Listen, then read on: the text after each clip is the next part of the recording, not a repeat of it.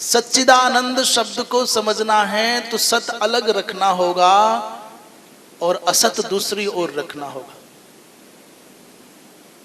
सत के विरोधाभासी जो सत्ता है, सत की जो विरोधाभासी अवस्था है उसका नाम है असत, और चित्त की विरोधाभासी सत्ता का नाम है जड़ अचित, और आनंद की विरोधाभासी सत्ता का नाम है क्या? दुख रूपात्मकता।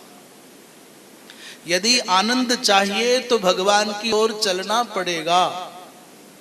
भगवान की शरण के बिना इस संसार में पहले किसी ने कभी आनंद पाया नहीं, और आज पा सकता नहीं, और आगे कभी पा नहीं सकेगा। आनंद है तो केवल परमात्मा की सत्ता का आलंबन लेने में है। आप भी परमात्मा की भांति, ईश्वर की भांति, भगवान की भांति आनंद रूप होना चाहते हो तो भगवान की भक्ति के माध्यम से भगवान में तादात्म्यापत्ति का अनुभव कर लो।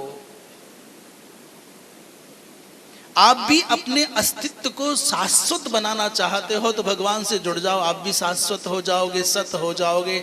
आप भी भगवान की भांति चिन्मय हो जाओगे, चित हो जाओगे।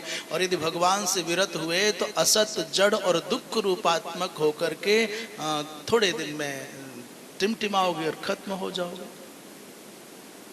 जैसे शरीर में बचपन आता है, शरीर में यौवन आता है, शरीर में ही वार्धक्य आता है, शरीर का जन्म होता और शरीर का ही मरण होता है, वैसा जीव सत्ता का, आत्म सत्ता का नहीं होता। आत्मा न जन्म लेता है न मरता है, आत्मा न बच्चा होता है न जवान होता है न बूढ़ा होता है।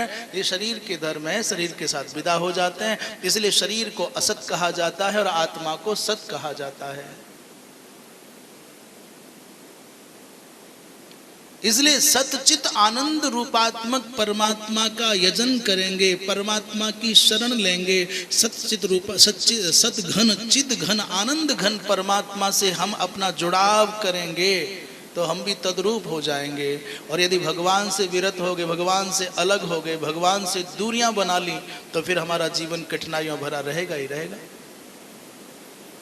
इसलिए भगवान का स्वरूप बता रहे हैं, बोले सत चित आनंद रूप हैं भगवान।